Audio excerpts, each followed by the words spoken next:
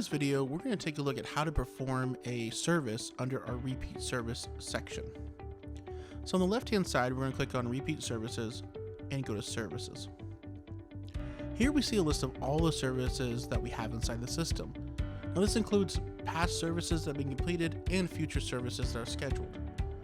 So the first thing I want to do is go ahead and filter, and we can filter by multiple different ways. We can search by a filter date range, we can search by a certain field, and we also have these quick filter options here where I can say I only want to see services that are attached to me, and maybe I only want to see services that are scheduled for today. Now I do have a couple of services here that have already been completed. If you scroll over and take a look at the status, the two at the bottom are completed. So I want to take this one step further, and I'm going to say I want to change the status to only show me due services.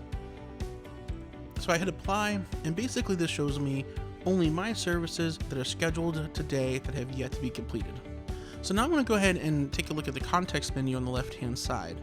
There's a few different things we can do. For example, if I need inventory of certain items, I can do a stock transfer from one warehouse to another to make sure I have the right inventory. I could also assign members.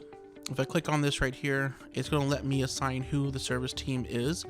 That's going to take care of this particular service. I'm going to say that Robert's going to do it, so I'm going to take away Jenny.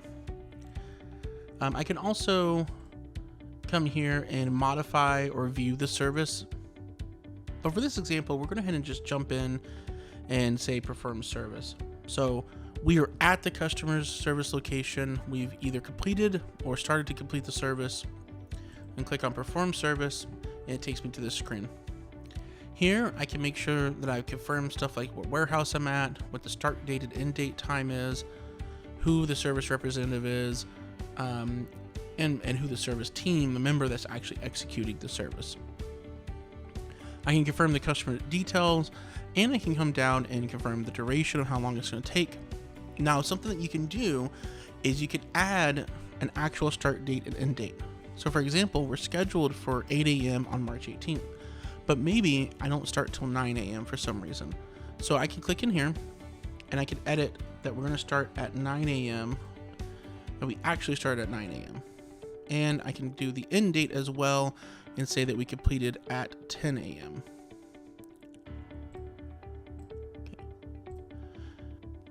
Then when I scroll down, you're going to see a list of all the services and items that were created.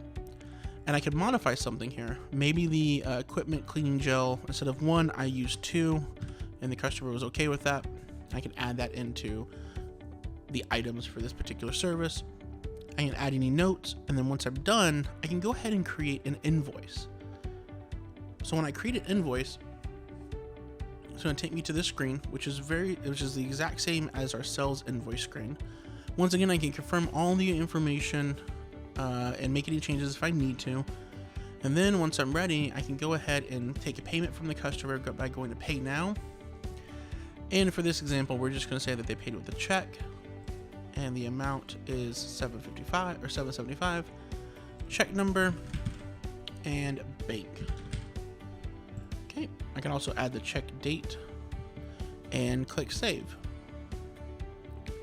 Now in this example, we've set it up to receive a customer signature. So I'm going to say that Bob was our customer, and they're the ones who are going to sign and accept. Okay, so now we've completed that particular service. If you notice, that service goes away, and I can move on to my next service. If you have any more questions, feel free to see us at AltheaSuite.com.